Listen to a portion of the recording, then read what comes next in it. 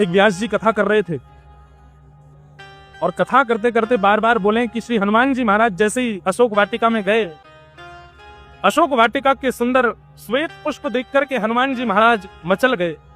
अब जैसे ही उन्होंने श्वेत पुष्प कहा, श्वेत पुष्प सुनते ही वहां पर हनुमान जी दिव्य प्रकट हो गए और प्रकट होकर के व्यास जी से बोले आप ये कथा गलत सुना रहे हो और मैं बहुत दिनों से सुन रहा हूँ आपकी कथा में। आप हर बार कथा में ये कहते हो कि अशोक वाटिका के श्वेत पुष्प वहां श्वेत पुष्प नहीं थे, वहां लाल पुष्प थे। व्यास जी महाराज तो बड़े प्रसन्न हो गए, बोले ओहो साक्षात हनुमान जी प्रकट हो गए।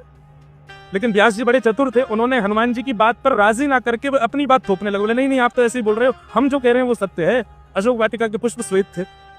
हनुमान जी बोले अभी अपनी गदा का प्रहार कर देंगे। तुम गए थे कि हम गए थे? तुम तो कथा सुना रहे हो, हम तो अशोक वाटिका गए थे, वहां के पुष्प श्वेत नहीं लाल थे। व्यास जी बोले मैं व्यासपीठ पर बैठा हूं, आप गदा का प्रहार नहीं कर सकते। व्यास है विष्णु रूपा है, व्यास विष्णु स्वरूप होता है, राम जी का रूप होता है। लेकिन हम अपनी बात पर अटल रहेंगे कि अशोक वाटिका के पुष्प श्वेत थे। हनुमान जी बोले तुम नहीं मानोगे, अरे हम प्रत्यक्ष अशोक वाटिका में थे, हमारी बात का कोई प्रमाण नहीं। व्यास जी बोले नहीं आपकी बात का कोई प्रमाण नहीं। बोले रुको मैं अभी तुमको प्रमाण देने के लिए अभी किसी को लेके आता हूं। बोले जाओ ले आओ।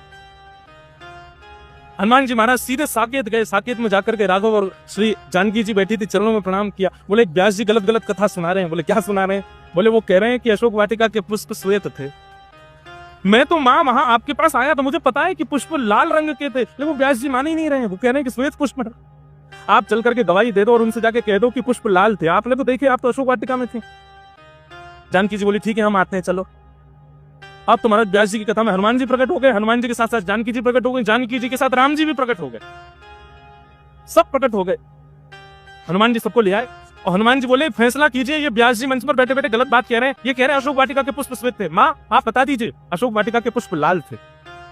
जानकी जी मंच पर आई, व्यास जी को प्रणाम किया, भागवत जी को वंदन किया। बोले नहीं व्यास जी जो कह रहे हैं वो बिल्कुल सत्य है, अशोक वाटिका के पुष्प श्वेत ही थे। हनुमान जी महाराज उदास होकर के बैठ गए। बोले ये क्या बात हुई, मतलब व्यास जी मंच पर बैठे तो सब उनके पक्ष में चले गए? मुझे मेरे नेत्रों पर भरोसा है माँ, आप ऐसे कैसे कह सकते हो? मुझे पता है वहां के पुष्प लाल थे।